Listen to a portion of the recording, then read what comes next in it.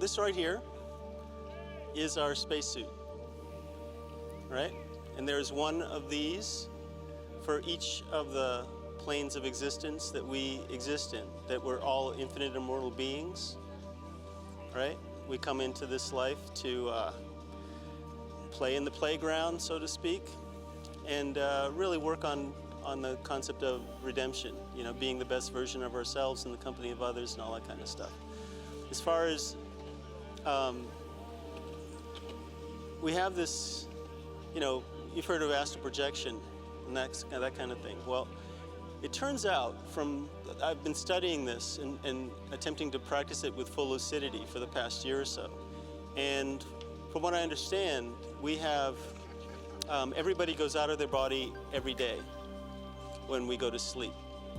Some people don't go that far, but whether you're conscious of it or not, you go out of your body. That's the nature of sleep. And there's reasons for that. One of the reasons is that it's easier for your energy bodies to recharge when they're out of the physical body, and for your physical body to recharge without you in it necessarily. So every day, everybody has access to the quote-unquote what you would call the spiritual realms. You know, the causal plane, the astral plane, the etheric plane, and beyond that. And you know, you obviously have access to that at any moment just by choosing to focus on it, you know. And the easiest way to do that is through daydreaming. You know, when we daydream, we have the ability to mentally go and communicate, receive communication from higher dimensions or other dimensions. You know, higher is kind of relative because, you know, there are certainly planes that are more dense than this, than our physical plane. But, you know, relatively speaking, the physical plane is more dense than any place else. So it's like where we are in the physical plane, in the body, we have more weight than in the more astral and ethereal and causal planes. And thus, that's one of the reasons why our prayers are important. You know, what we, in terms of spirituality, you know, thoughts are real things. Thoughts have weight. And in all the planes beyond the physical plane, our thoughts manifest. That's how everything is manifest. That's how everybody gets around. Basically, as you think of a place or a person or whatever, and you're there, right? And you know, we're all familiar with this because that's exactly what happens when we're dreaming.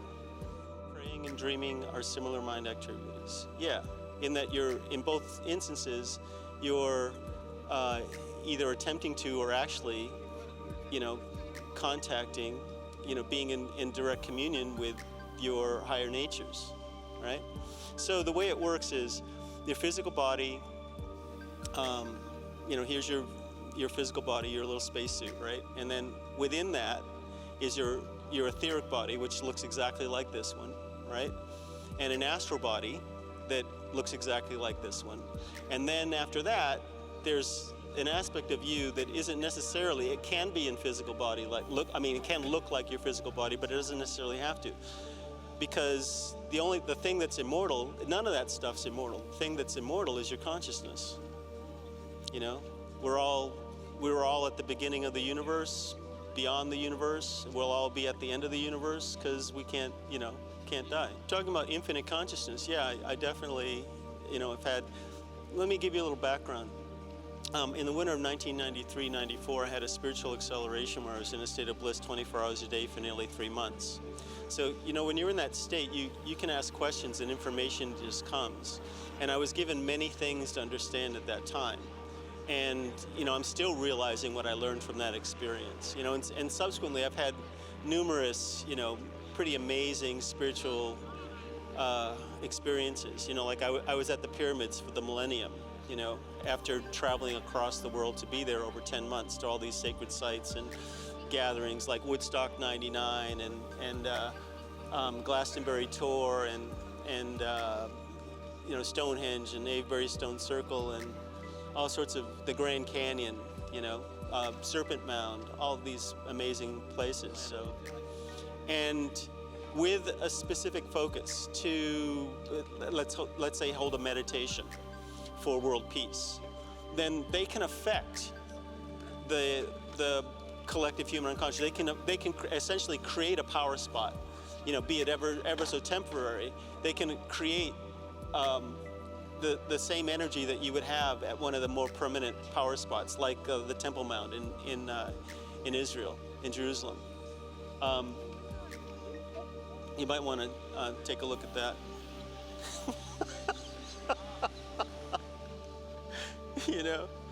Yeah. So, what was I going to say? I go to, since 1991, I've been going to rainbow gatherings all over the world, and I've helped to organize them and focalize them, and I've done everything you can do at a gathering. But a rainbow gathering is you set up a temporary eco village in the middle of nowhere with a full infrastructure, full kitchens going 24 hours a day, medical, meditation. The main focus has been a silent prayer for world peace on the 4th of July from dawn until noon, and then the silence is broken by a children's parade at noon.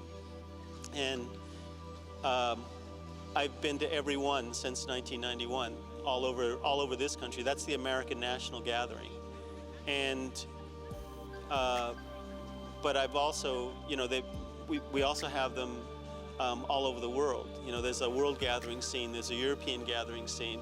The European gathering scene's been going on for over 30 years. And it all started here in America in 1972 at the first gathering in Colorado. And so, having traveled all over the world, I helped to scout the first world gathering in Africa for the total solar eclipse of the sun. It ended up being in Zimbabwe. We scouted Zambia and Mozambique. In 2001, for the June solstice, there was a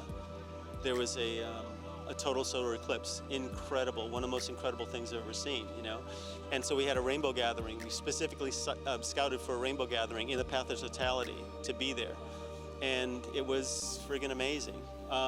So I've done, I've seen what this, the thing about a rainbow gathering, you really do feel like you're in heaven and earth when you're in a gathering, because there's no money. Anything that happens because people want it to happen. If you want to eat something, you've got to, get folks to chop wood and carry water and cook it and bring it from the world, and put it together.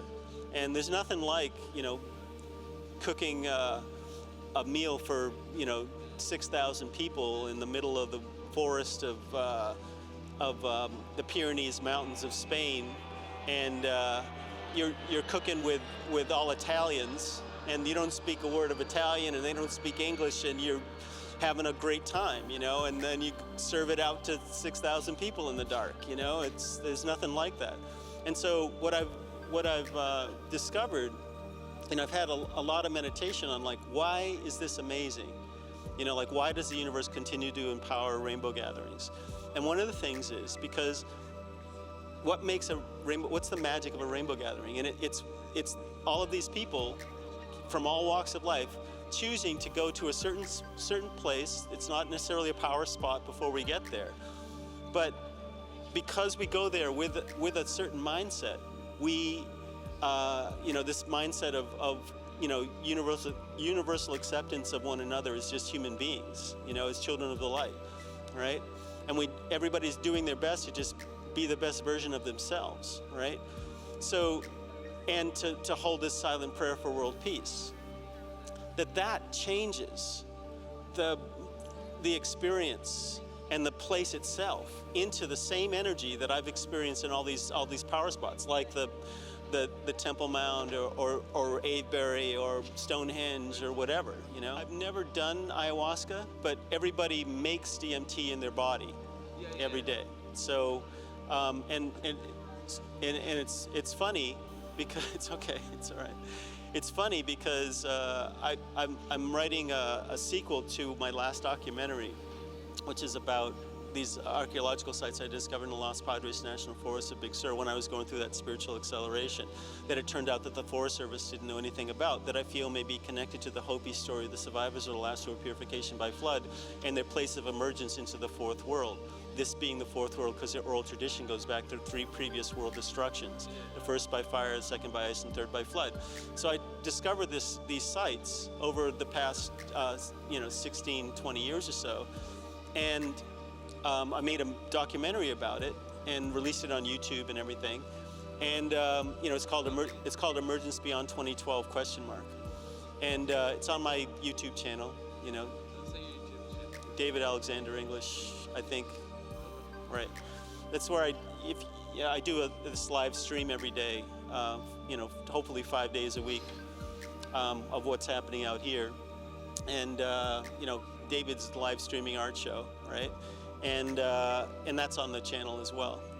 So anyway, I'm doing the sequel to that documentary, and I'm writing the book first. And just this week I was writing about DMT, and because what's unique about DMT, and ayahuasca is just one of the ways of synthesizing DMT, right? Which is basically extracting it from plants, because there's loads of plants all throughout the plant kingdom that have naturally occurring naturally occurring DMT, right? There's several tissues in every person on the planet. There are several body tissues that generate DMT. It's just that the pineal gland is the gland that produces a lot of it, and the theory is that when we die, all of the DMT is released into the spinal fluid, and it helps the body, it helps the consciousness separate from the body. And the reason why I was doing research into it was because what people describe, the experience that people describe, being able to see the sacred geometry of the universe, right? Being able to see the flower of life, right?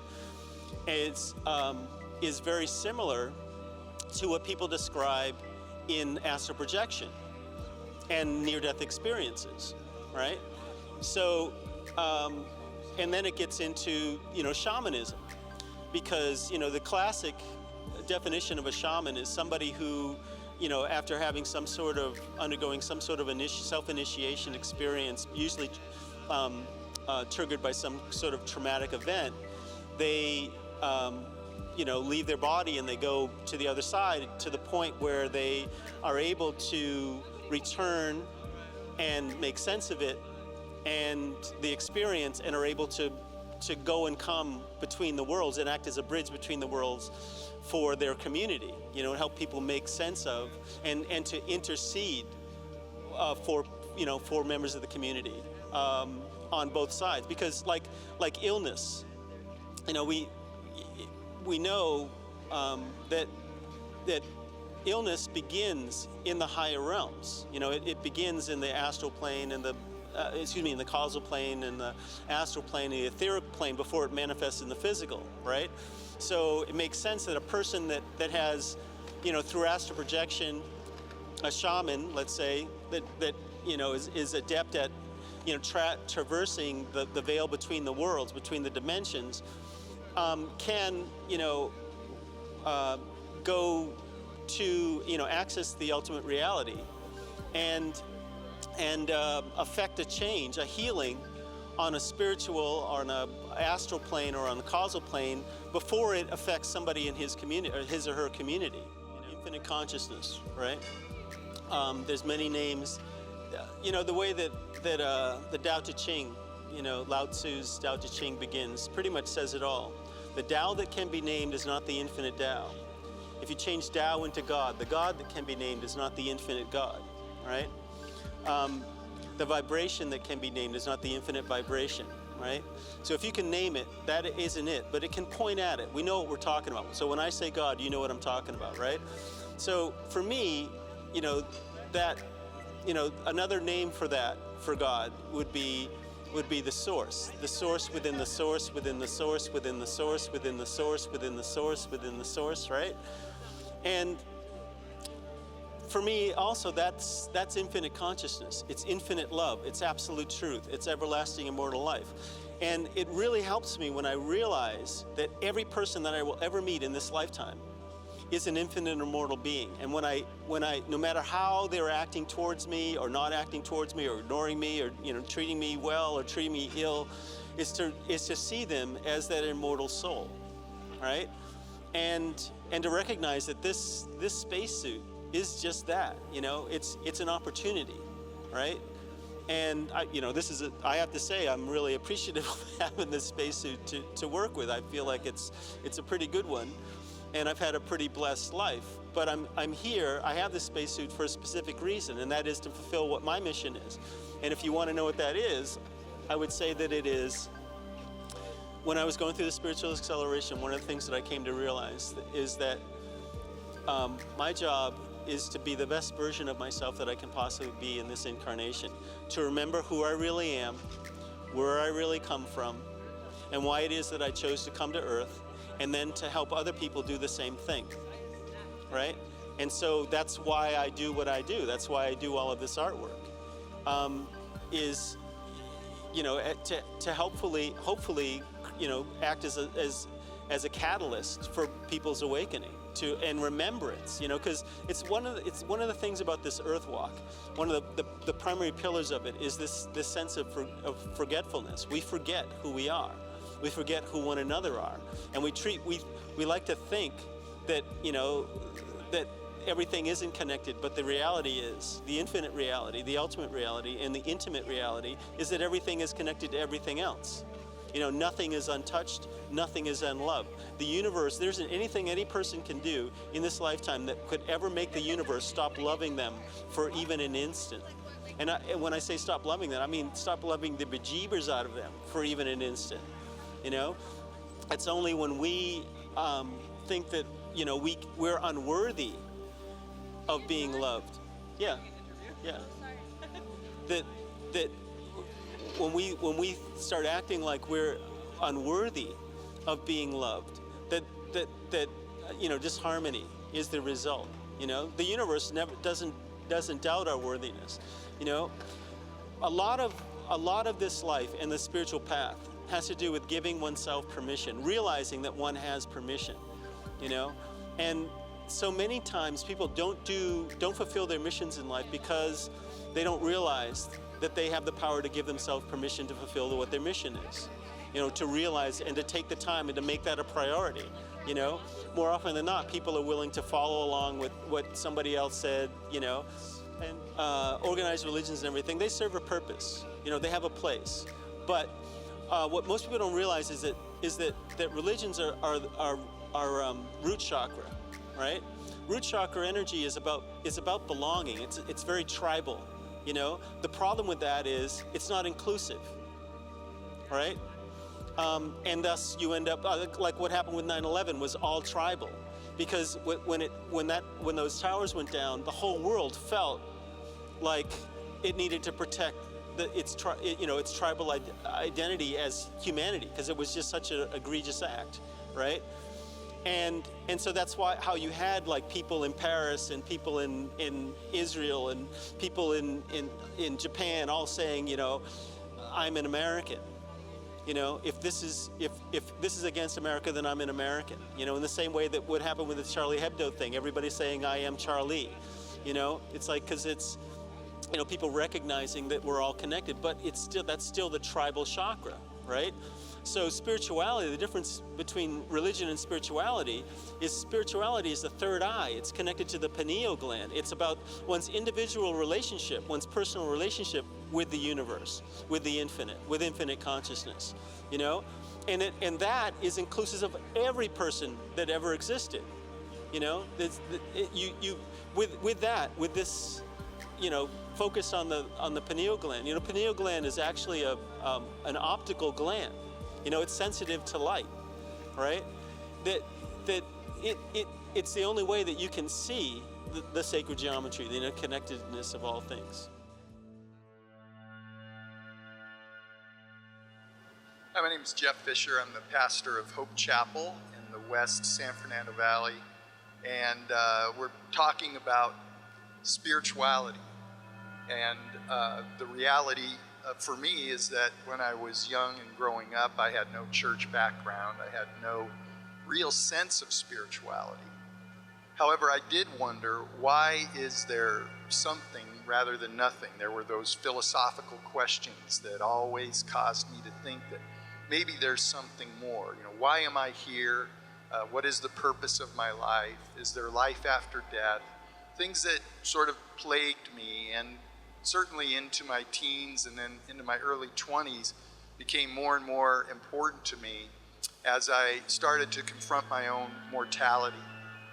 I had a collapsed lung, and some things happened in my life that caused me to really evaluate what would happen to me if I died. And so I started thinking about those kinds of things and about the possibility of a spiritual realm, and I started really investigating those more or less philosophical questions and asking, could it be that there is a God? And once I began to explore the possibility that there was a God, I started to think more seriously about, well, if an Almighty is going to reveal himself in a abstract way or through, say, things like the reality of the universe. In other words, there is a universe here. Where did it come from? Why is it here? Scientists can certainly tell us certain things about the elemental laws of the universe. They can tell us why certain things take place, but they can't give us the ultimate answers of, again, why is there a universe rather than not one?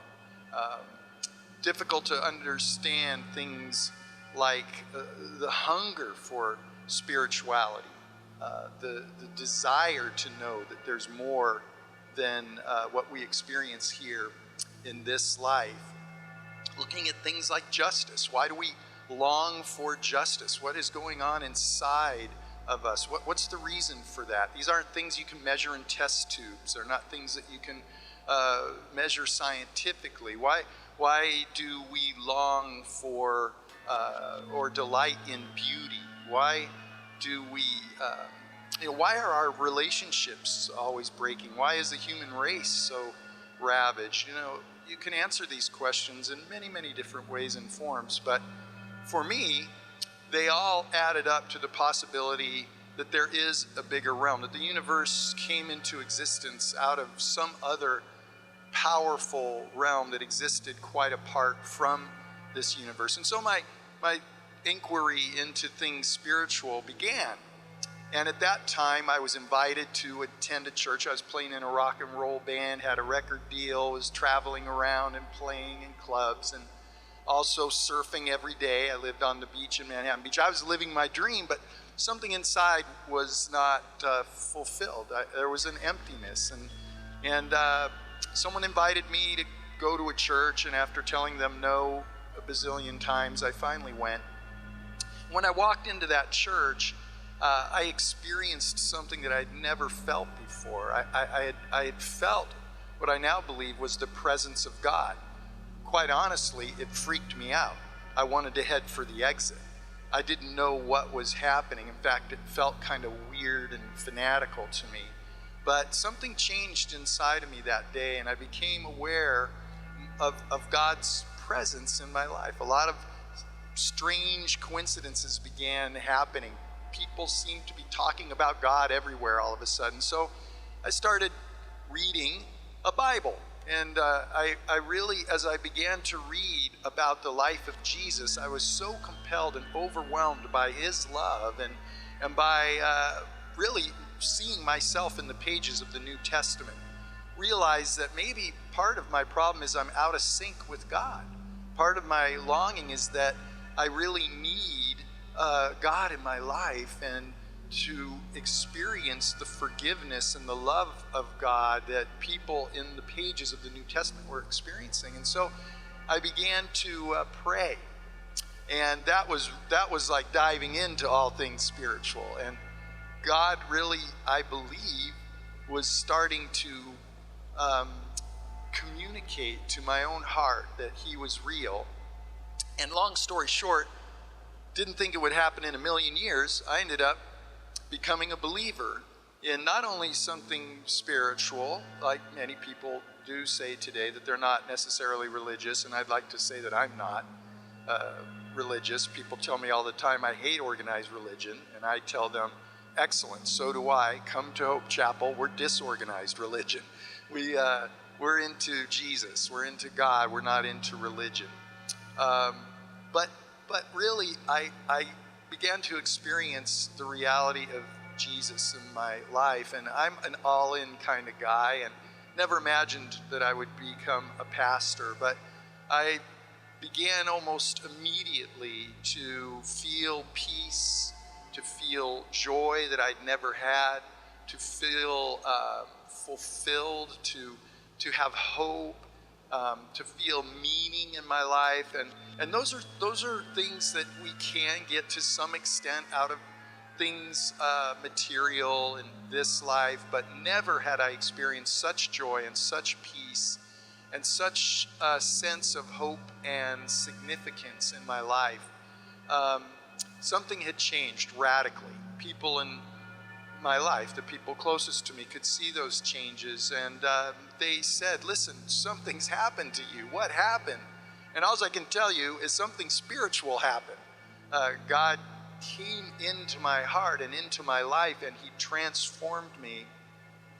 And long story short, I ended up becoming a pastor, but the way that happened really convinced me more than ever about the reality of the spiritual realm. And that was because I was really debating. I wanted to be in sales, and I wanted to make a lot of money, and that was the trajectory of my life. Last thing I wanted to do was have anything to do with, again, organized religion or church. But we started a Bible study. One of my drum techs died in a car accident. We had a meeting, and because I was the new spiritual guy on the block, they asked me to pray. I did at that meeting. And a bunch of my friends said, you know what, I think we are interested in God too. And so a bunch of us started gathering together and studying the Bible. And that little Bible study became the church that I now pastor, called Hope Chapel. But there came a day where I needed to decide, am I going to be a pastor, or am I going to do sales? And I was praying in my daughter's room after about 3 months of desperation and struggling with this decision. And all of a sudden, with my eyes closed, I saw what amounted to a big screen motion picture in front of my very eyes. And I blinked my eyes, I opened them, I saw the picture, I closed them, I saw the picture. I got up and I was scared, so I started running for the door. And I heard a voice speak to me and say, stop and watch. And I watched as what the Bible calls, and others from other religious traditions would call, a vision. And that vision sort of chronicled what my life might be like if I said yes to God and took the calling seriously and became a pastor. And after this vision rolled out, and it was as real as a movie screen, I could explain the details, but it'd be kind of boring to you. It was very exciting to me. But as soon as the vision was over, it stopped instantly, and I knew that God had spoken to me about becoming a pastor. And that's only a part of this story. My own sister had stage 4 colorectal cancer. The cancer spread to her lungs. The cancer spread to her liver, her pelvis. And the chemotherapy and the radiations and the surgeries and all the interventions and treatments that she went through did not heal her of this cancer. It kept growing. And the prognosis was, of course, very dim. And my sister is a believer, and she is a very spiritual woman. And she prayed fervently and said, Jeff, I believe God is going to heal me. She went back to the doctor.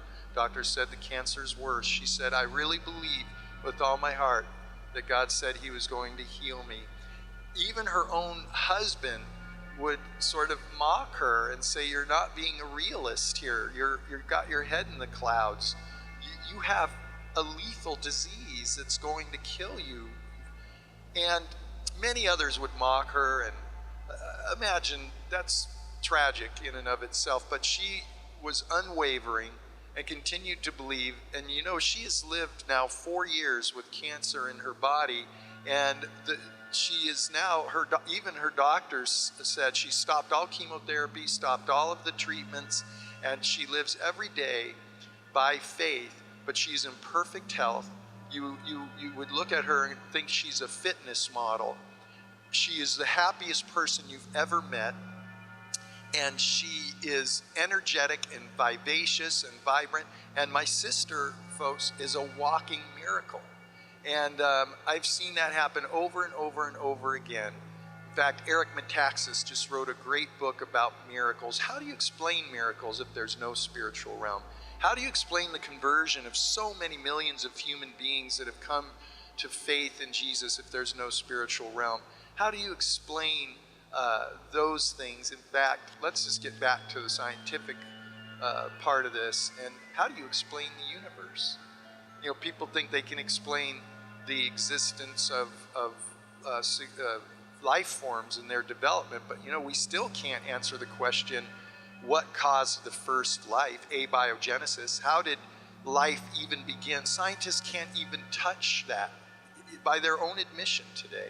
So spirituality makes perfect sense, scientifically, philosophically, experientially, psychologically, emotionally, in every way. And my own experience tells me that the spiritual realm is very real and that God is very real.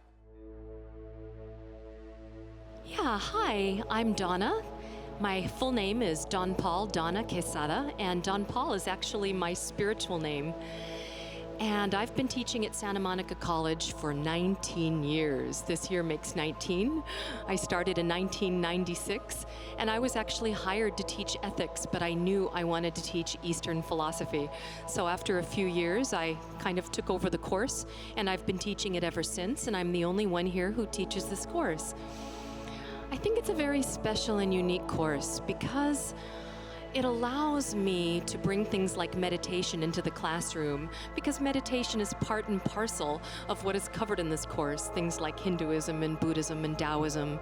And meditation is so intimately a part of these traditions that it allows me to bring kind of a hands-on approach and give my students this kind of information through direct experience in a way that they don't get from other courses. They're able to experience what they're learning about rather than just read books and get lectures and things like that. Okay, I see you've done your homework. Well, I actually teach Kundalini Yoga as well as teaching philosophy or Eastern philosophy here in an academic setting. And when people hear the word Kundalini, you know, they think all sorts of things. They think it's dangerous. But really, it's just who you are. It's the awakening of your soul, your spirit. And for example, the idea of awakening the Kundalini just means awakening your awareness to what is. And it's what happens in every spiritual tradition. It just might take longer, you know, depending on what it is you're practicing. Anytime a monk sits on his cushion to meditate, if he experiences samadhi and experiences enlightenment in any form, it will happen because the Kundalini is moving through his body. So there's an intimate connection between the mind and the body and the spirit. And we call that the Kundalini awakening. So it's nothing weird or strange. It's just energy moving through the spine, through channels that we call the Ida and the Pingala and the Shushmuna. And without getting too technical, it doesn't matter if you're a Sufi or a Zen master or a yoga practitioner. Any form of meditation involves the Kundalini rising, you know, so to speak. Yes, the chakras have no counterpart here in the West. And although the traditional 7-chakra system is Hindu, in Kundalini Yoga we consider the 8th chakra to be the auric field. All things have an electromagnetic field around them. So a chakra doesn't need to be seen as something mystic. It's just an energetic vortex.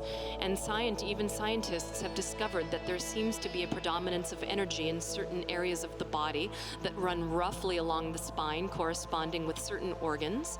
And these pockets of electrical activity we call chakras. And there are different chakra systems in different traditions. For example, in the Tibetan system, they also consider 4 main chakras as opposed to 7.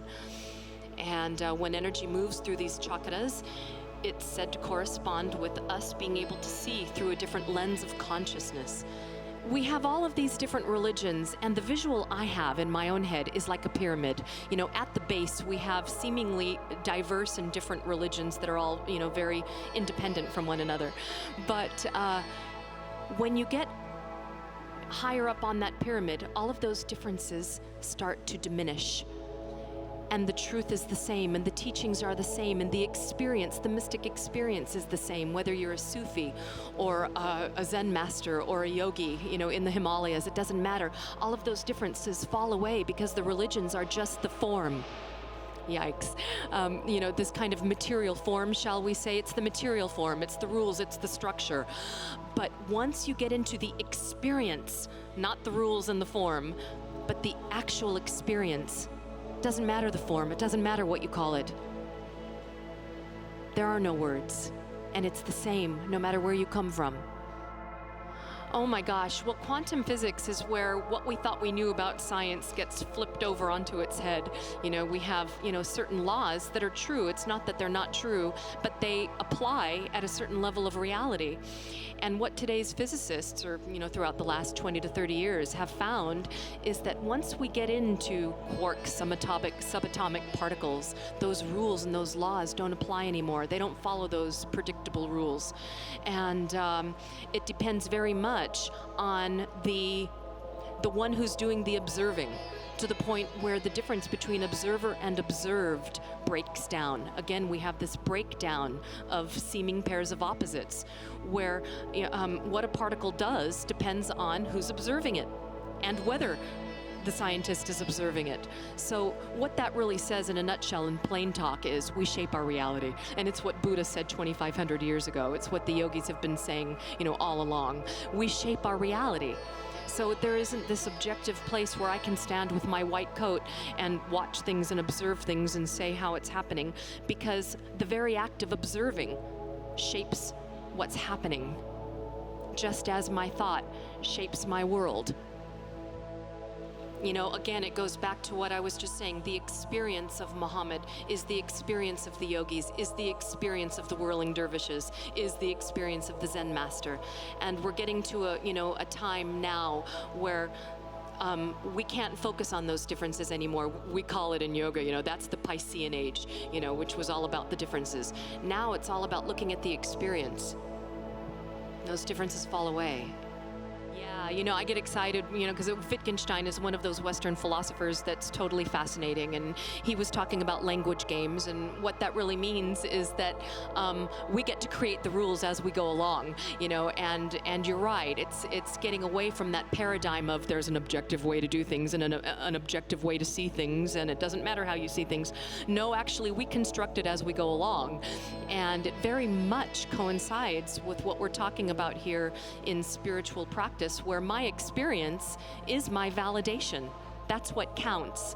I don't need you, you know, it's what Martin Luther was talking about with his objection to the church in the 1500s, saying I don't need a middleman. My experience is credible enough, is justification enough. I can have the experience of God directly, you know, so it's really not a far cry away from what the true spiritual practitioners have been saying all along. My experience in life is what gives it character and validity and reality.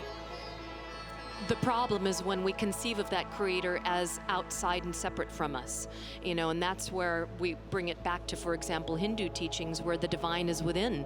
And we do have a counterpart for that in the Western world. You know, there were pantheists like Spinoza, or like the transcendentalists, Emerson and Thoreau and all those guys, you know, talking about the divine that we find, you know, in a sparkling pond, you know, or in a beautiful meadow, a tree, the blossoming of a flower, you know, speaks of the divine, and that aroma is what we all live and breathe. And when we tune in to that aspect of the infinite that we have within our own soul, we simultaneously tap into our own force as creator of our own lives. We are creators of our own lives. We are the creator. You know, we have all of those different aspects that the Hindus call creator, preserver, and destroyer. And destroyer is not, you know, anything violent. It's just this recycling that's a part of life and death on earth. Oh, well, gosh, that's getting into like a whole, like a 2-month series. I don't cover Kabbalah in my class, but, again, their tree of life corresponds very nicely with the yogic vision of reality and the notion that the spirit is here to evolve, and that the spirit goes through these different levels, the different windows or the different levels, on this tree, as we evolve, going through the spiritual journey we call life. And so there definitely is this correspondence in the way they see reality and our purpose here, which is to evolve, which is to awaken. Well, yeah, I don't want to get too political, but think about it. If you're a Roman ruler or something like this, or a political tyrant, it gives you much more control over people to say that you've only got one shot, and you're bad and you're a sinner and you don't get any more opportunities, and so you better call upon us for salvation, but if you think you have all the opportunities, 84,000 lives to do it better next time, you might get lazy. You might be less fearful, and it's much better for rulers to have people fearful.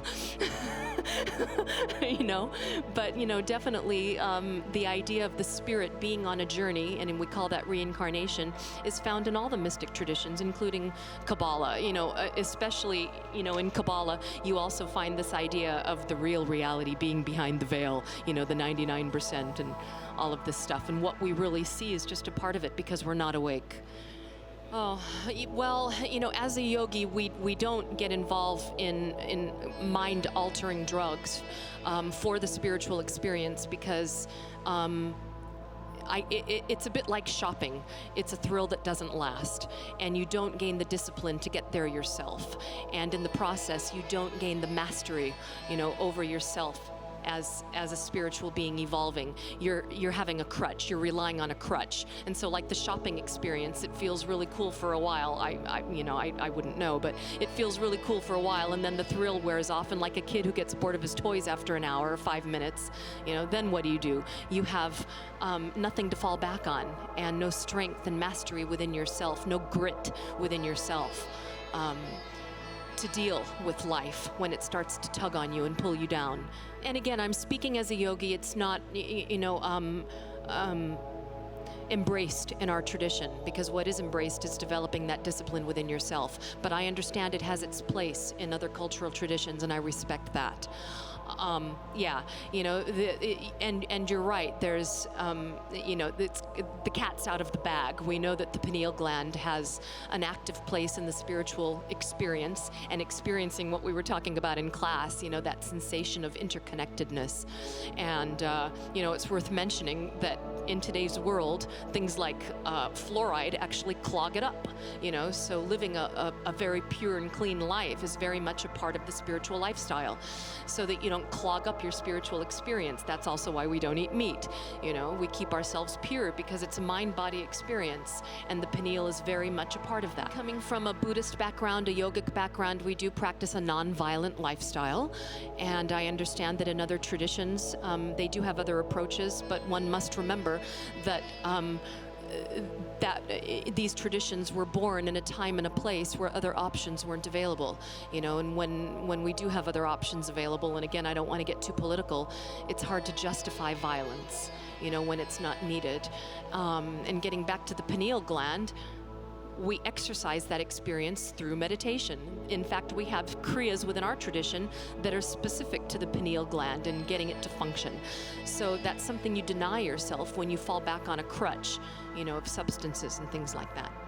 Well, I think that it's not so different from what Buddha said, is it? When Buddha said life is suffering, what he meant was it's part of the human condition, and he calls it ignorance, and it doesn't mean that one needs to read more. Ignorance means one is asleep to one's true reality, and that experience of interconnectedness. And when one is asleep to this interconnectedness, one falls into what Buddha called the 3 poisons: greed, anger, and ignorance.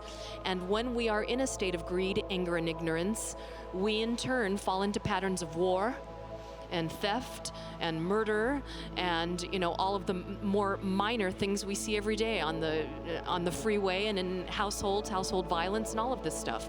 And so in that sense, the other person you spoke to is correct. We are broken insofar as we're suffering and we're under delusion, a state of delusion as Buddha called it, and we're blinded by our own ignorance. Oh, that's a really interesting question. It's like that pyramid again. At a certain level, when we're operating with the masses, we need rules and we need, moral paradigms and regulations and laws, law and order, and all of this stuff. And that's because it's not coming from the inside. Once we wake up, we don't need those rules anymore because our consciousness guides the way, and we are awake and in touch with our consciousness, and our intuitive awareness that tells us what's right and wrong. I would say that all rivers lead to the sea. Hi, my name is Mikola. I'm 59 years old. I was born in the mountains of Kentucky. I'm a hillbilly, half Russian. Grew up streets of Chicago and New York, Brighton Beach in the Brooklyn boroughs in New York, and down by the Loop in Chicago. Went to University of Kentucky, computer science and electrical engineering, a graphics technologist, entrepreneur, pioneer of Silicon Valley, now homeless. Long story short. You could say I was one of these shadow pirates of Silicon Valley. I did a lot of startups like Amiga Corporation, which was the first computer to have full-color graphics, animation, multiple windows, all sort of things like that. And you can look up Video Toaster, which predates any of the Apple software by far. Apple still had black and white and one little button mouse. So we were the foundation of all the graphics that come on personal computers later. We also did the Atari Lynx and a company called 3DO, which was a big game software and hardware company for a while. But I've done a lot of other things in music, entertainment, film. All that and $5 still won't get me hot breakfast. I had a lot of losses in 9/11, including my wife. I had offices across the street from the North Tower, and I got it twice again, doing a little bit of everything. I was DJing. I'm a music producer, musician, among other things. A DJ, a VJ. I VJ clubs. I did a lot of work with studios like Disney on a game called Turok, for example, things like that. So I still tried to get up, and then I had a home invasion 5 years ago. They stole everything I had, crushed my skull, damaged the retina in my left eye, so I can't really see, just clouds. My right eye, my head was hanging out, no bones behind my eye was crushed, and they maced behind my eye, and a lot of other injuries, none of which have been addressed. I escaped Arizona for my life the very next day out of ER, all bandaged up and hitchhiked, and luckily managed to ride to Hollywood. And I've been trying to deal with government programs, which are all scams. Each and every one of them seem to be embezzlers and focused on people who are criminals or addicts or alcoholics. And I think the reason it's a CIA project, Air America all over again. They're just importing meth, and they want everyone to be on their drugs before they give them money. I'm sober, and I've done a lot of work. And I could name some people, but let's say I've worked with very high senators' daughter-in-laws in hard money loans before I went down to 9/11. And I have some of the top 20 A actors as clients when I was trying to help them budget films and things like that. So I've been up and down the ladder. Part of me would be suspicious to say someone wants me out, but I can't be like that because I came from nothing. I came from nothing with family against me and everything else. So I believe anyone could be anything. A journey from which people who are still climbing the hill can only see clouds and mountain and more clouds and mountain and a big pit over on the side if they fall. And things can look bleak and yet exciting at the same time. And I learned a long time ago from so many losses and other things, because my life was not easy. I worked my ass off to get as high as I did, and I did some extreme business practices, doing business in other countries is very difficult. But the long and the short of it is, it's a long journey. I can only tell you that you can take the long path or you can take the short path. And the short path is simultaneously horrific and as simple as can be. Okay? But you'd have to give up everything that you know, everything that you've learned, everything that's been stuffed in your brain from school, from every place else, right? It's one of the reasons I like the arts. You know, while I was an engineer, I minored in theater and arts and business, and they're 2 degrees. I'm glad I did, because by keeping the creative side up front, you have a connection with Creator. That's where it comes from, if you do it right. My relationship with God is fairly deep. It's been a long journey because I had inklings of what was going on spiritually a long time ago. I'm one of those people that had strange dreams, like electric plasma glowing clouds, being able to move around in your dreams freely, things like that. Like I said, you have to forget everything you've been taught, because all these things you've been taught are lies, and there's only one set of truths. There can only be one truth for anything. There's no different perspectives. What's the answer to the life and everything and stuff? Well, it's 42. You know, what's the question? You have to know. It's like the computer said after that. He says, they didn't like the answer. He says, I knew you wouldn't like the answer, but that's not really the question. I said, well, what's the question? That'll take another 6 million years. Okay, but so for me, it's like this.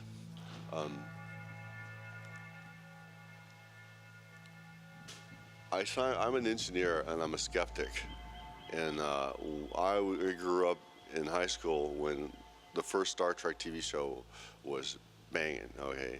And people used to tell me I was more logical than Spock because I played chess.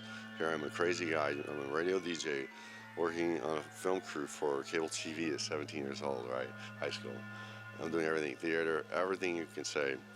And at the same time, I loved math and logic, okay? So, and I had friends in college. One of the guys named is Sina Javidi, S-I-N-A-J-A-V-A-D-I. I looked him up on the internet. He was my best friend during college, and he was ahead of some major NASA programs like the Cassini project, very extensive shit. He used to say I was more logical than Spock. He and I were competitors in college.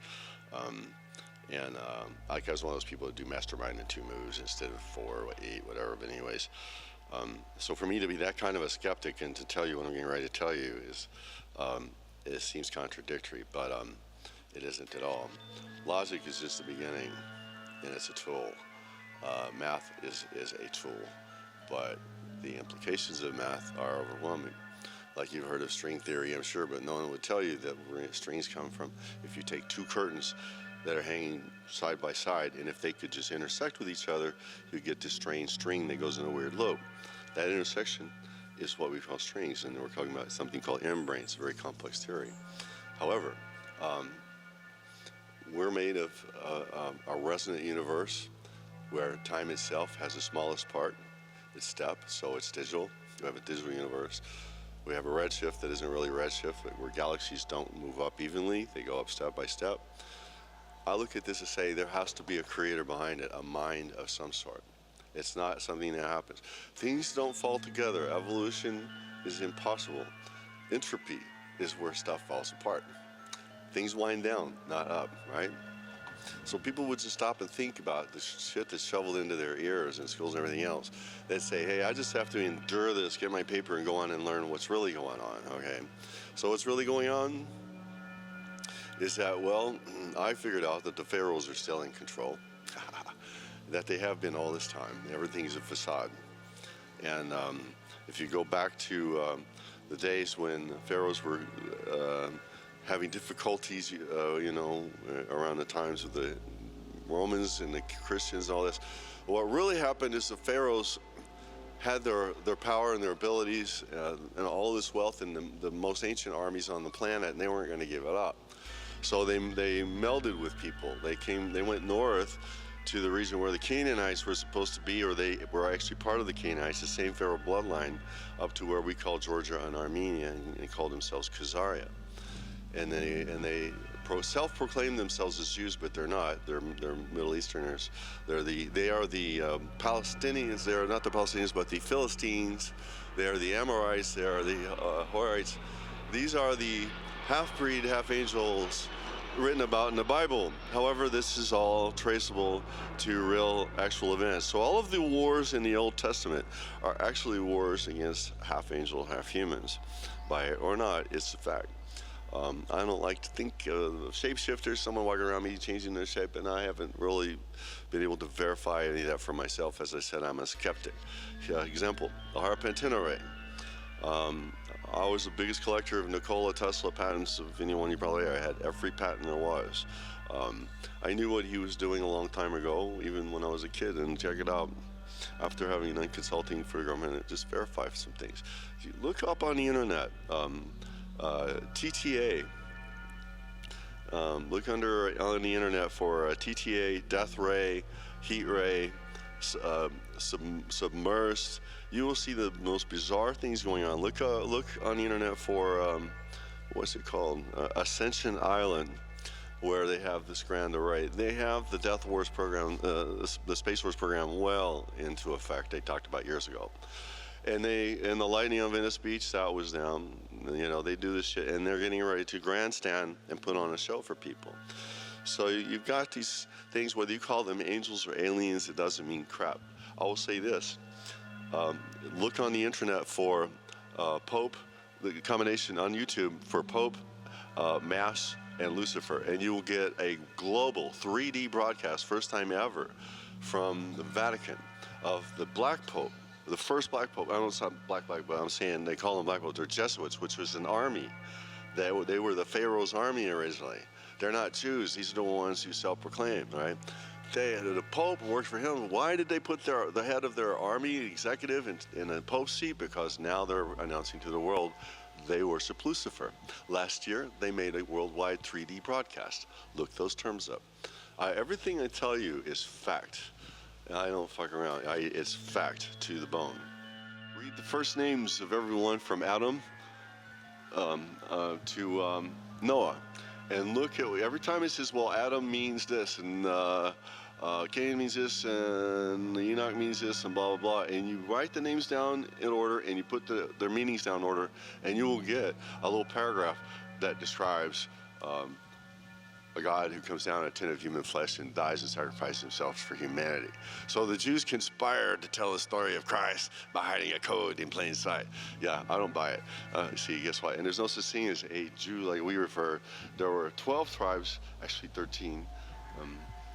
There was a dual tribe called Manasseh and Ephraim that makes 13, but they swapped out at times. But nonetheless, there were 12 tribes, only one of which was Judah, and you have to be a descendant of Judah to be a Jew. That's plain and simple.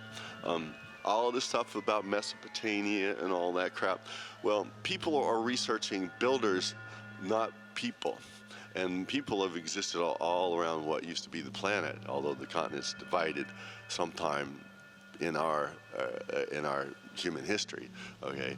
But at one time, you know, people were every place. And I think God said he created mankind on the sixth day, not man. He created Adam some other time. So I think God created a bunch of races at one time, you know. And he needed one person, because when he gave Adam the title deed of the earth, there was a reason for that. He knew he was going to lose it, and he needed to weed out the angels and take. He wanted him to keep. He's just like us. He's weeding us out. He's pulling weeds, man. He's a great trickster, and he's a good game player. First batch is locked up. That's the one in Jude that's locked up in a place that's supposed to be as far below hell as heaven is above earth. And that's the first bunch. But clearly, Lucifer and his bunch were not locked up because he's still having fun today. They were put at odds some reason 2,000 years ago, whether it was Christ, whether they're angels or aliens, I don't know. I just know this, that Lucifer was equated to a number of gods, one of who was called Nibiru. It's interesting that these names are coming up all of a sudden, right? Shiva at the CERN, in the middle of the CERN a Large Hadron Collider. Why would that be? Well, because I believe that to be the key to the abyss. They're not trying to look for any particle. When have you ever seen any government spend money on science that wasn't for destructive purposes or power or something like that? Well, it could be that the Vatican gave their secret away by doing this global mass a year ago. It could be that they gave it away when they built an observatory, especially for looking for Nibiru and looking at Saturn and Jupiter for some odd reason. And the name of this telescope is Lucifer. Why do they call it the Lucifer telescope? Look it up. Stan, if you have to read the Greek and the Hebrew to clearly get it. But none of what people believe and understand about any of it is correct, okay? You can't keep the 10 Commandments. It's impossible. Okay, let's start there. Power sin is in the flesh. Sin means falling short. If there's a measurement of perfection, you're not it. Neither am I. Okay, none of us. So it's not a 4-letter word. It's simply a measurement. So putting it in perspective, you can't really screw up with God if you don't know what's going on, right? The whole world is in sort of a strange kind of animalistic chaos because everyone is out there being spoon-fed bullshit, divided, de-educated, dumbified, whatever you want to call it. But at the same time, there are people out there who know what's going on, who are trying to raise their own kind of hell to stir shit up. You know, me, I'm one of them, but the government's kept me down so well that I'm about to die. Okay, so it doesn't matter. They can't do any more than they already have. Them, I say government. That's a bad word. I should say the obstructive powers who are not my friends, because I do have a lot of friends in government, actually. I have friends who are cops, friends who are congressmen, senators, lawmakers, state planners, you know, state detectives. I mean, whether it's gangs on the street, everybody loves me because why? I'm straight up. I don't bullshit. Anyways, this is probably the strangest interview you'll have in your class. Okay, Goliath was an Anakim. That simply means he was a son of Anak. But Enoch served King Og of Bashan. King Og was the king of the Rephaim, the giants, okay? And the city of Ur and Acadia, all those were built by Nimrod, blah, blah, blah, it doesn't matter. But here he is up there, and the one thing that you find is you have to ask yourself what the Bible meant when it says souls that are born of heaven return to heaven, souls born of earth return to earth. Well, the Lord says that the angels breeding with anything else is an abomination, and they do have a soul. So when they are killed, as King David illustrated they can be, what happens to their soul? They're bound to the earth. They're roaming. So they're looking for bodies to inhabit. Hence, people who think they've lived past lives, bullshit, okay? Doesn't happen. You get one here, and you've had one with God, but you're not allowed to remember it. But you have one coming in the future, but it's the same life, just continuing. One of the things we've discovered in archaeology on this planet are footprints in stone, okay, that where they cannot find any remains of or signs of life, no utensils, no nothing. Okay, that means that there was some kind of being that looked like us walking around leaving footprints but didn't have any requirements as a human does. That it doesn't have sort of same things. So solid but not human. Robes of light instead of robes of flesh. See, I believe that you're put into this body, you forgot everything with God, that it's part punishment, part instruction, it's pass fail. Okay, except there's a third option, and that is those who willfully go against God and join up with the other team, which is about 90% because of crossbreeding. At least 90% of the population of the planet are polluted, whether 17 or 100 generations polluted. This is why there were only 8 people taken from the flood. There were only 8 people who were not genetically polluted. That's what God said. Only 8 of you are pure. What do you mean? They sure weren't pure like angels. They were, the same word was used when they were crossbreeding cows in the Old Testament. They said they were pure. Well, that's a genetic term, not a spiritual term. That are half-breeds, and that was just the Rephaim come from the angels mixing with humans. But it talks about other subspecies called the Emim, the Zumim, and all of these others, which are cave dwellers, undersea dwellers, all of the hairy ones, long necks. These are other half-breeds of angels, and they are the master genetic engineers. So they genetically engineer little green men. They need us because they have to have communications point to point. They're not all knowing like everyone, so they need snitches, they need cameras, they needed the internet as much as we wanted it. Okay? and all this military power. You know, it's all made, it's all structured. They're not going to win God with their little measly electronics store, but with people, they can do miracles as far as people are concerned. Lightning on the sky, earthquakes, weather control. This all stuff is chemtrailed here. This storm we're about to have is all chemtrailed. I've seen them doing it up there. Doesn't matter, because people, for the most part, are ignorant, and you would not change them. They would not want to. They'll bury their heads in the sand. So one-on-one, I don't know why I'm doing this and telling you this stuff, but I have a feeling this video will be useful for many things. So do something with it. Okay? I would tell you this. Nothing as you would think, but the system is due soon to fall, because they made their announcement of Lucifer and the Mass 2 years ago, or a year ago, I guess. And the telescope's been around for 2 or 3 years. I missed that one. And they're all looking at this new Buru or whatever it is from the comet Ison that came in, the blue comet supposedly that's in the tail, was in the tail of it. It's some other thing coming out. They're always doing that. I don't know if Lucifer's going to come on a comet or if he's going to come in on a sleigh. I don't care. I have no interest in him. I have interest in the higher power, which must exist if he does. And all the clues tell me that he must exist because 90% of the world believes it and has for thousands and millions of years. How could and if they're ones running the planet and they have this amazing power, whether they're half aliens or not, and they still believe in Lucifer, what do you got to say to that? I don't know. UFOs, well, the blinking lights, that's just special effects. I'm a special effects guy. You can do that with the HAARP antenna array, no problem. The dots going through the sky like in arrays and spinning, little funnels, all that bullshit, lightning, that's HAARP antenna array. There are, however, UFOs, if you want to call them that are very sophisticated. They're not interplanetary. They might go to the moon, I don't know. I just know that we're spending a lot of money to try to get to Mars, but there are things out there. And I have no doubt that they've engineered and crafted some special UFOs with no green man just to come in and invade us.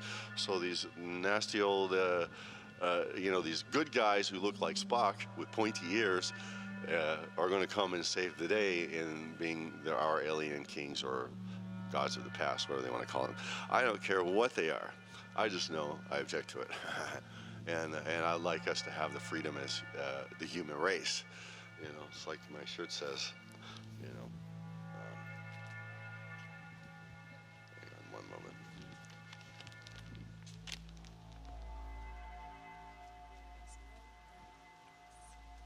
Yeah. There's no them, only us. So in other words, regarding the human race, there's no them, only us, but little by little we'd have to sort them out. See which team they're on, and there you go. It's a journey. I don't believe in destiny because that's an arrogant concept. It's about yourself. You have one journey, one destiny on this planet as an individual that you can count on, and that is just to endure until death and to keep the faith, because everything that happens is part of this universe. And the thing is you have the power of gods if you know how to use it.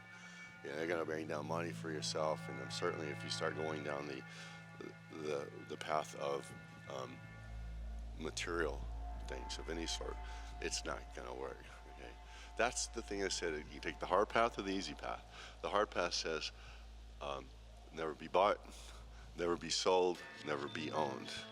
Okay, that means not drugs, not sex, not money, not TV. You have no rituals you do every day. You get the music out of your ears and quit being brainwashed. Create. And do your own homework. Do your homework. Don't let someone spoon feed you. It's like, do your homework. Look shit up. If you don't, you're going to be their slave. And trust me on this, you will be.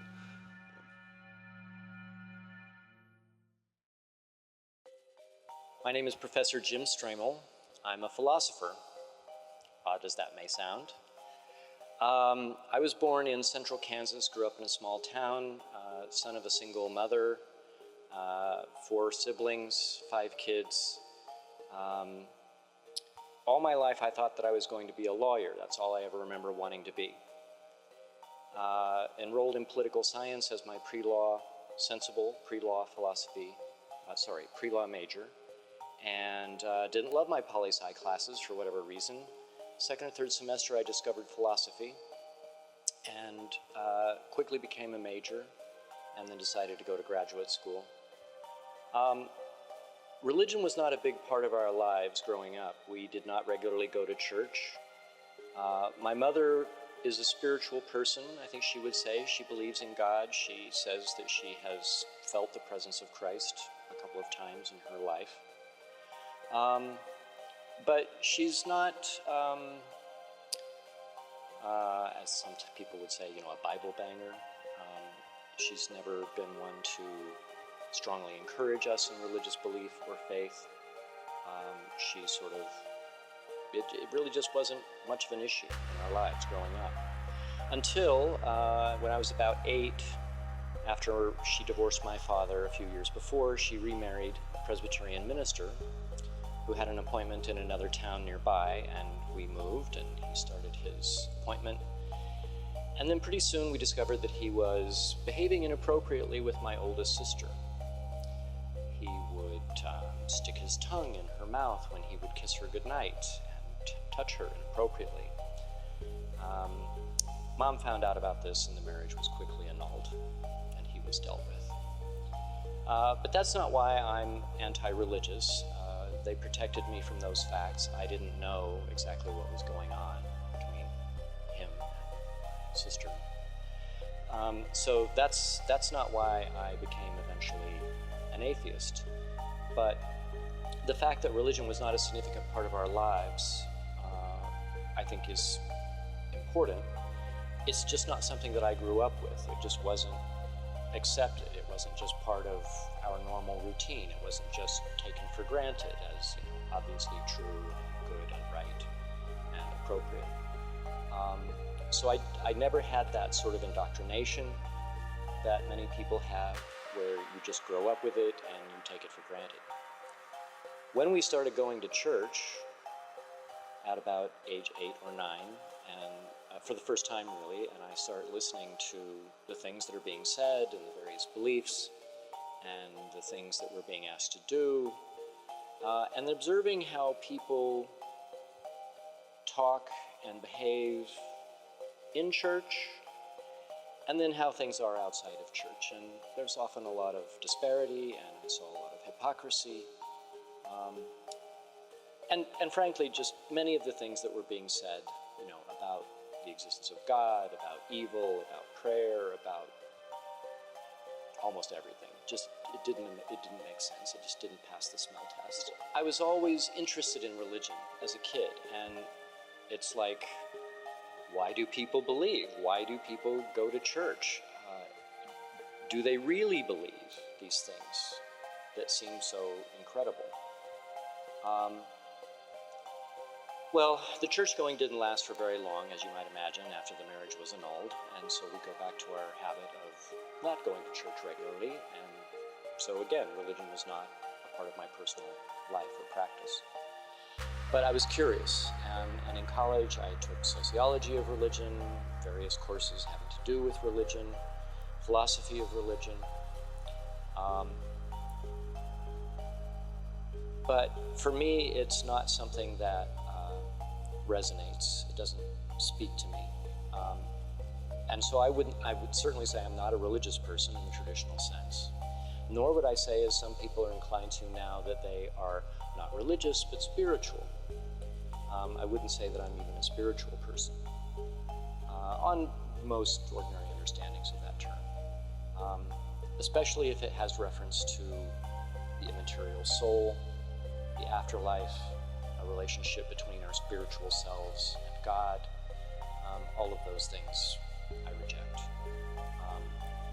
If you look in the dictionary, spirit and spirituality is sometimes associated with just the mind, consciousness. Okay, fine. In that sense, I'm a spirited person. I have a mind, a consciousness, but I don't associate anything supernatural with the spirit. I don't believe in the immaterial soul. I can't see any good reason for thinking that that's true, given that we are biological organisms and given all the facts about physics and chemistry and biology. And I don't need eternity. I'm fine with my 74.5 average years, if I'm lucky.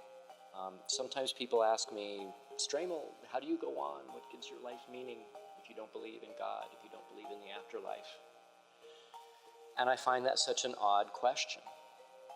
I don't need a belief in the afterlife to give this life meaning and value, nor do I need a relationship with an imagined God. Humans make meaning. This is perhaps one of the things that we are, in particular, unique at. I mean, it's not tool use, it's not consciousness, etc. But making meaning, that's pretty much unique to humans. So meaningful work, relationships, love, family, community, etc.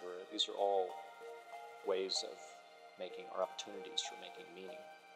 Well, all of these philosophies, worldviews, religions, in my view, are man-made. They are conceptual frameworks and sets of beliefs, and values that humans have developed and tried to defend. I don't believe that anything is God-given, divinely revealed. But as far as East and West, well, one of the main differences is that the Judeo-Christian obviously sees God as a personal being who is active in the world and with whom individuals have or should have a certain kind of relationship, if they care about their soul, if they care about their futures. Obviously, in the East, generally, especially Buddhism, for example, they don't believe in a personal God. So it's a rather different approach. One doesn't pray to God, for example. In the Buddhist tradition, that God is not interested in you as an individual, your particular problems. It's just a rather different approach. Demonic influences? Well, I don't believe in the devil. Or demons. There are humans, and we live in society, and sometimes humans behave badly. Sometimes that's through conscious voluntary choice. Sometimes it's because we have, addictions or maladies, or there's a brain aneurysm that can cause somebody, to do something that they wouldn't intentionally or voluntarily do. Medical conditions can get in the way. Human beings do evils. Look, we used to think that epileptics were possessed by the devil. So I prefer a scientific approach and an ethical approach. Sometimes people do bad things unintentionally because, there's a famous example that I give, well, that's not famous, but an example I give in my ethics class about a guy who, I think it was in Australia. He has a medical disorder, a sleep disorder. He's taking medication. He forgets one day to take his medication. He ends up sleepwalking and murders his wife while he is sleepwalking. Now, the court let him off the hook. They did not convict him. They said, not guilty, because he was obviously not in voluntary control, not making an intentional choice to kill his wife, who by all accounts he loved, they had a good relationship, there was no evidence of any trouble, etc., right? Okay, so a bad thing happened, but he wasn't possessed by a demon. There's an explanation for that bad behavior. Now, as an ethicist, the general assumption is that you can only hold people morally responsible for things that are under their control, for their voluntary, intentional choices. So sometimes people make intentional bad choices, and then we have to hold them accountable. But demons? Nah. I mentioned my mother. For example, she tells a story about getting in the car one early morning on a trip and getting on the interstate, and it's foggy and the visibility is low, and all of a sudden a big elk, a buck, comes up onto the freeway right in front of her car, and she thought for sure they were going to collide and it was going to be bad. Well, at the very last second, he wheels around and off the freeway, and they don't collide. And she says, I know that the Lord was riding with me that day. She felt the presence of Christ next to her. Okay, well, I'm skeptical. I mean, as much as I love my mother, I'm nevertheless skeptical about the presence of the Lord looking over her.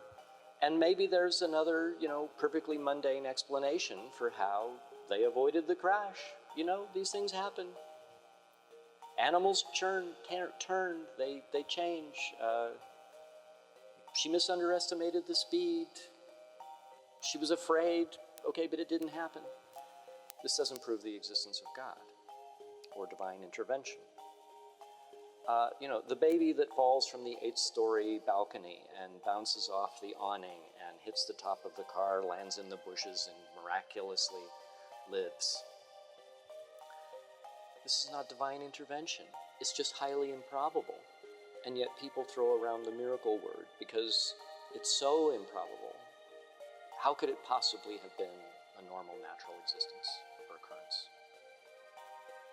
But I think there is a lot of wishful thinking. There's a lot of leaping that people do to conclusions that are compatible with or support assumptions about the existence of the divine or the immortal soul or miracles or what have you. I think humans are, we're generally very uncomfortable with ignorance. We want to know. We think there must be an explanation. Everything happens for a reason, some people believe. I don't believe that. The main difference is that in the West, God is thought of as a personal being, active in the world, a creator God, a judging God, and somebody who has or could have a relationship with individual human beings, hence prayer, for example.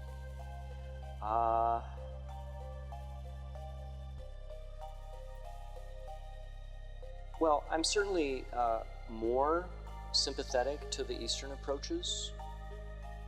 And perhaps of all the world's religions, I have the greatest sympathy and respect, I'd say, for Buddhism. It seems to me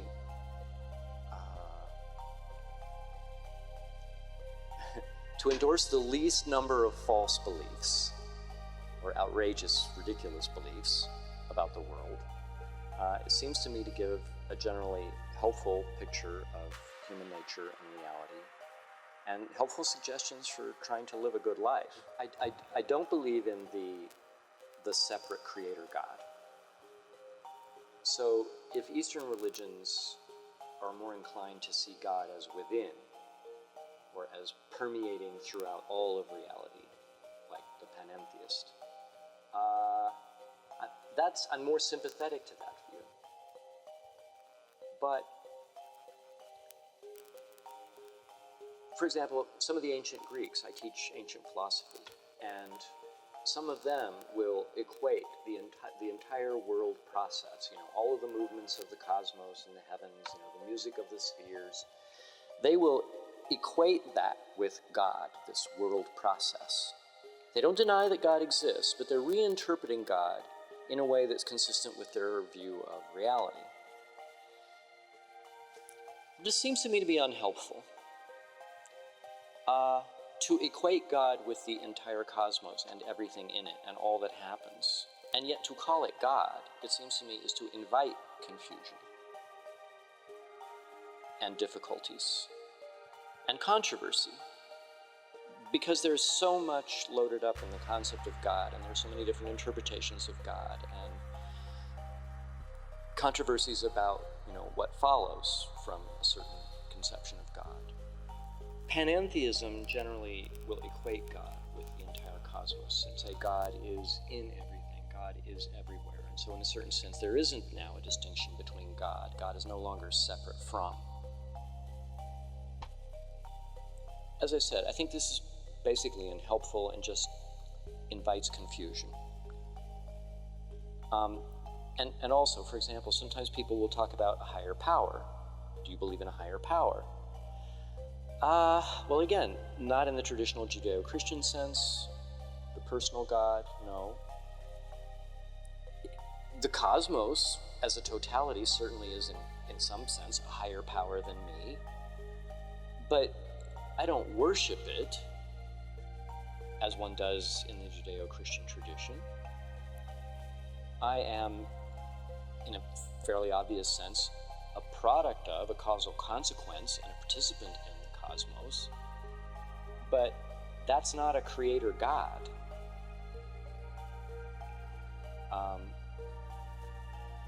So basically, I'm a scientific naturalist. I believe in what science reveals to exist, including all the very interesting things, black holes, plasma states, the interesting phenomena revealed by quantum mechanics. But I'm extremely skeptical about supernatural experiences, the divine, miracles, and that skepticism also includes to personal experiences that people report, like the story that I told about my mother, or quasi-mystical or difficult to explain things like a friend of mine who reports an apparent message from beyond the grave from her first and truest love. And she tells a very interesting story about how she just cannot find another way to explain this thing that happened. And she says, this has to be that he was communicating to me, even though he is dead. Very skeptical. I'm very skeptical. And, lots of people like James Randi have investigated these kind of things, disproving Uri Geller's ability to psychically bend spoons. So, I'm very skeptical. It takes a lot to convince me, or would take a lot to convince me, that any of these events constitute proof of the divine. And I myself have never had anything like, a spiritual experience that I found to be compelling, that would do anything to dislodge my skepticism. Well, I guess it would take something very extraordinary, like maybe an appearance of a burning bush in front of me, which after careful examination and investigation could not possibly be explained in any other way, and it would probably have to involve some suspension of the laws of physics, a true miracle, before I would even begin to entertain a supernatural explanation. Well, one of the reasons that I've always been interested in religion is that it has always seemed to me that those with the religious spiritual tendency, the willingness to believe, the willingness to take the leap of faith,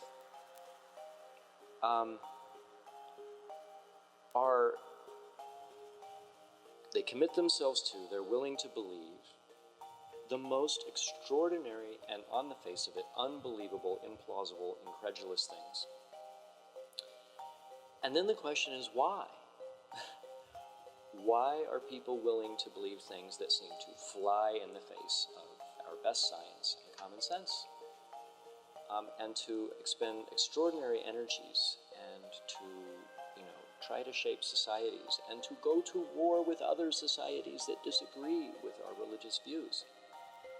There's something so powerful in humans that drives us, this religious impulse. And I just find that very fascinating.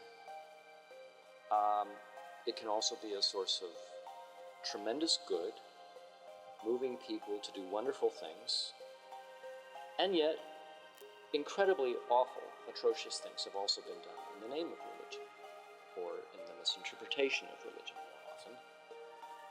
more often. But it's something so powerful just seems to me to be intrinsically interesting in human life. But as a philosopher, you've got to show me. I don't take anything on faith. So for me, the interesting exercise is sort of the comparison of that which people are willing to believe without reasons, in contrast to that which reason suggests we should believe.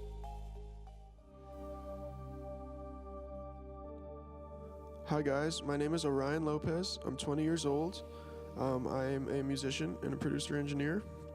I live in Lake Balboa, and I'm a Christian.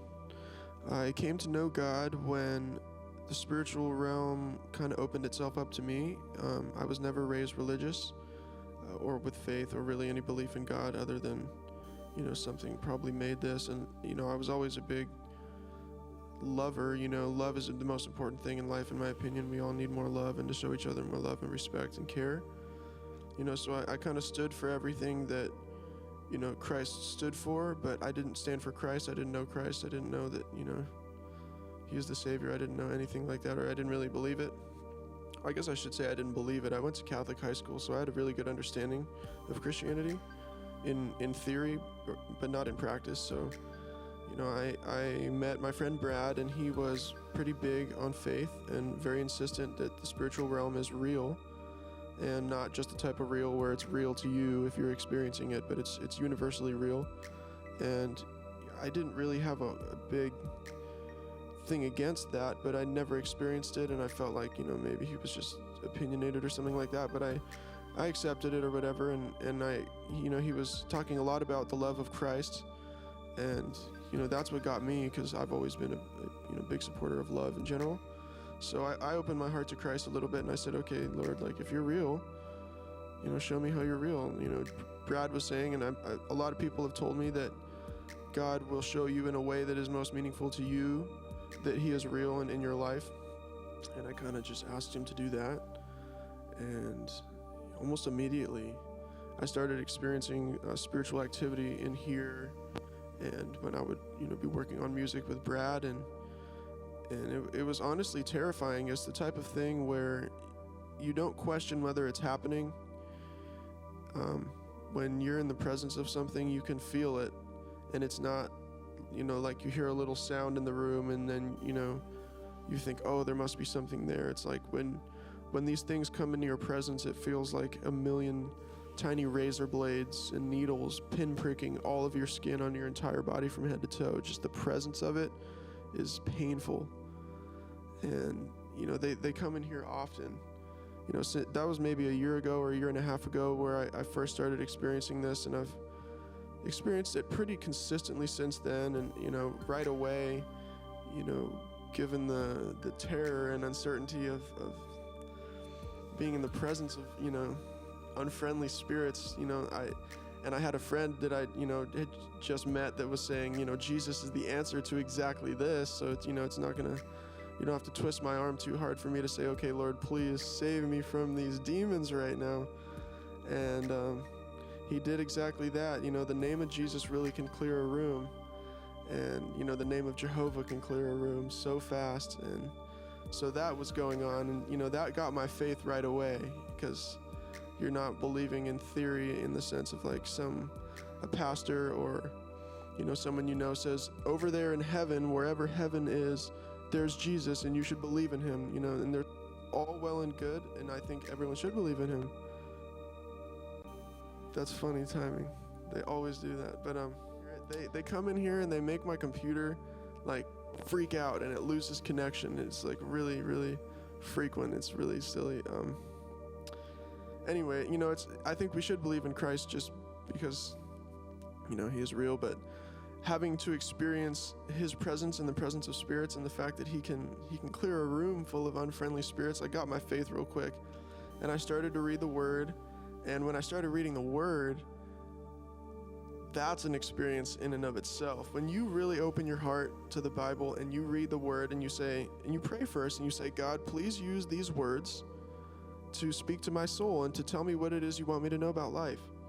Almost right away, I would open the Bible and start reading, and I would just feel this presence in the room that was similar to and the exact opposite of the presence of the unholy spirits. And pretty quickly I realized that it was the Holy Spirit really coming to minister to me from the Word, and that was just the most mind-blowing thing for me, probably once I started feeling the Holy Spirit, because we talked about that all throughout my high school religion classes, and I'd never known that the feeling that I got when I was reading the Bible was the Holy Spirit. But I could look back on life and remember in that moment, I had this feeling, and that's, in my opinion, I believe that's what it was. So, once that started happening and I was reading about what Christ did and what he said when he was on the earth, I really can't say it any other way. Like, I really fell in love with the guy. He's just the most amazing, most loving person that I think has ever walked the earth. And regardless of whether you believe in spirituality or God or sin or heaven or hell or anything like that, I think it's important at least to acknowledge that that man died for your sins. And even if you don't believe in sin, if you don't believe you have any sin, or if you don't believe that your sin was forgiven, if you do believe in it just because he died for it, it's still important to acknowledge that that man did believe that you had sin, and he did believe that you would be forgiven if he died for it, and he was willing to die for it. So a lot of people have varying opinions on that, but at the end of the day, I've never heard of anyone with a greater love than that. And some of the stuff that he did, and there's historical evidence to show that there's almost no explanation for it. And given the amount of people I've met now that I've become a Christian and kind of come into the Christian community that have been healed miraculously and experienced miracles, and I've experienced miracles. There are things that God has done in my life that literally defy the laws of physics. Metal does not go through metal. It does not. If you have two pieces of metal, they cannot go through each other, but it did. And I don't know how, and he made a very strong point by doing that. So, since then, that I've come to really believe in Christ, it's like I saw this thing on Instagram that said, when I pray, coincidences happen, and when I don't pray, coincidences don't happen. And I cannot say anything more truthful than that. When answers to my prayers in grace 99% of the time, and even when it's that 1%, it was still his grace that got it there.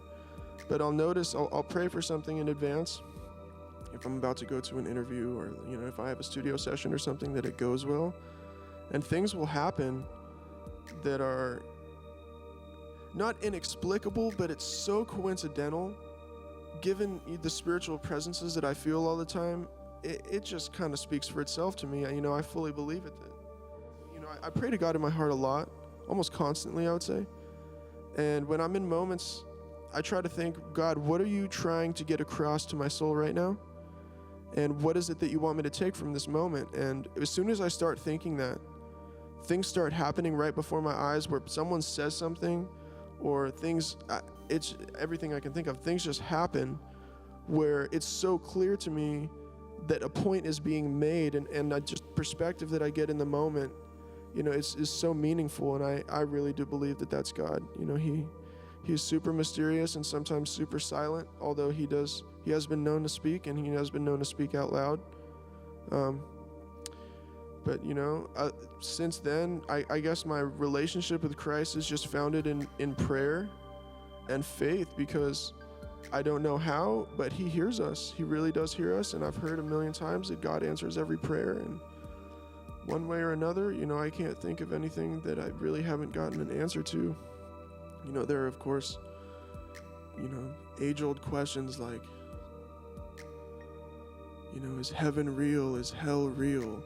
What happens when we die? Why is my skin white? Why is someone else's skin a different color? How come birds fly? A lot of answers you're going to find in the Word, and I figure God is not going to tell you those things when all you have to do is open the book and read it. But there are some things that are more specific that I feel like, and in my experience, God is more than happy to share with me when I really believe in him and place, the ability and the power to tell me the true answer in his hands and his hands alone. Now that I'm really having a relationship with Christ, it's all about walking the way that he walked with him as he walks with me, because again, in my experience, it is completely true that the Lord Jesus is in this room right now, and I don't know how, but I can feel his presence, and I just know that he's guiding me, because there are too many coincidences that have happened where I just know he's here. And I'm so grateful for that, because if it wasn't for him, we would all completely be at bay for all these demons that surround us. People, especially Christians, but all people, have a personal devil that is assigned to them to try to trip them up in life and make them make wrong decisions and make them not show love and be selfish and have anger and those things like that. And before I was religious, I always thought that that was just like a fairy tale or like a, you know, someone did too many drugs 2,000 years ago interpretation of what could really be going on here. But when everything happened to me and I realized really what's going on here, life became kind of a fairy tale in the most beautiful way ever. And it's just resulted in a complete and total trust for God, because without a trust for God, we are, you know, at bay. Like, that's all I can say. I mean, even last night, every night when I go to sleep, I can hear them moving around my room. They come in here often. You know, I thank God he lets me see them a lot too, so I can see spirits. However you would imagine a spirit to look, it looks exactly like that. I see spirits floating around the room almost constantly. They float in front of my screen when I'm working, and they, you know, disrupt my computer and make it explode for the most part. I'm afraid they're gonna blow my speakers, but thank God is, you know, gracing me that he hasn't let that happen yet. They have moved things in my room so many times before. I used to have like religious candles. Before I found out they were Catholic, I would burn candles because I like the smell and I like looking at Jesus on a candle, you know. And I would leave them, hopefully you can see this, I would leave them at the table like this. You're looking at it straight, so it's not as good of an example. But I would come back and I would turn around, and they would have moved the candle literally to the edge, like as far halfway on and off as you can possibly imagine without it falling. And when I saw this, it blew my mind because it was still sitting. A statement, I just literally,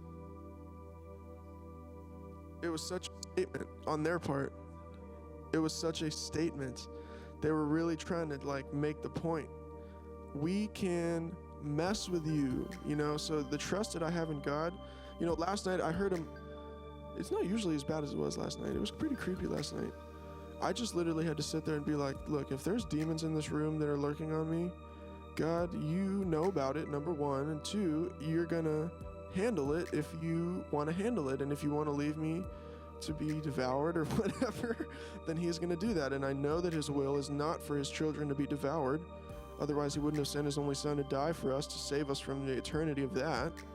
So, you know, I just had trust. And, you know, a minute later I was asleep and I woke up this morning feeling just fine. But I hear him in here all the time. I see him in here all the time. And, you know, the only thing I can say is that if you really know your power in Christ and what it means when God has given you the spirit of his son, the power that you have over the evil in this world, you don't gotta let him mess with you for a second, you know. I don't think there's a sentence that I say in life more than, in the name of Jesus, get out of my room right now. I say that probably 20 to 30 times a day. And it's not me being paranoid, because I hear noises in here all the time. You know, the walls creak, which is rare. You know, or my sister makes a noise from the other side because her room is on the other side of the wall, or things like that.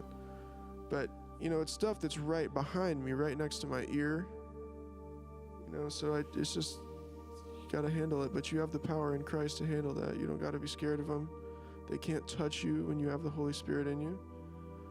And, you know, I'm just so grateful that God is willing to give up his son so that we would have a leg over these evil things, because I don't think anyone except for Satanists can disagree that whether they're real or not, you know, they suck in theory. And in my experience, they suck for real. So, you know, I've got nothing but love. And that's another thing. One thing they really can't stand is when you show them love, because they're so devoid of love that they can't handle it. That works to get rid of them too. If I just tell them, look, I'm sorry that all you can do is torment me. You know, it's not fun for me or them. They hate everything. They hate themselves. They hate me. They hate existence. They just want to spread the hate, you know? So they can't comprehend love. The Bible says darkness cannot comprehend light. And in my experience, that's also true. So to wrap up my spiel about my experience in the spiritual realm, I would just say, if you really want to come to know Jesus Christ as your Lord and Savior and know what that means, and to understand the glorious inheritance that we have in God, and really what it means that he has prepared a place for you in the heavenly realm. When your spirit passes on, you're going to go to a place that has been prepared just for you, because God made your soul and he loves your soul, and he made your soul to receive his love every second of every day for the rest of eternity. And once we get to heaven, there are no more days. We're just going to be receiving his love. If you want to know what that means and want to experience this for yourself, ask God. I don't think there's any reason why he would not want his children to be in the light, and part of the light is the truth of what's really around us. So, just say a prayer. Be in your room by yourself. One thing I like to do is go in my closet and pray, because the Lord said to do that. And, before I kind of felt like that was silly, but nothing is silly. That's another thing. No other religions, no one is silly. We're all trying to figure it out. Anyone who believes in God, I have respect for. So no one is dumb, no one is stupid. Nothing is stupid. But what's worked for me is go in your closet and pray. Jesus, please show me. I've gone in private, like you said, and I want to know you, and I want to know you on a daily basis and on a moment-to-moment basis, and I want to be with your spirit. Please show me in a way that will get to me, because you made my soul what I need to see to believe in you in a way that's not in theory, but in a way that feels so good to my soul and that it's real and fulfills my life. Because ultimately, if I got everything stripped from me, if I didn't have this blessing right behind me, if I'm going to heaven, I can handle it.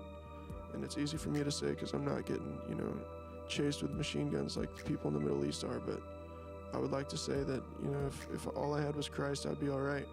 But you should ask him to show you, because, I'm going to pray for you all that he does show you, and I don't think he wants any of his children astray. And yeah, God bless you all. I love you all, and I'm so glad you, could listen to me. I'm very grateful. Thank you.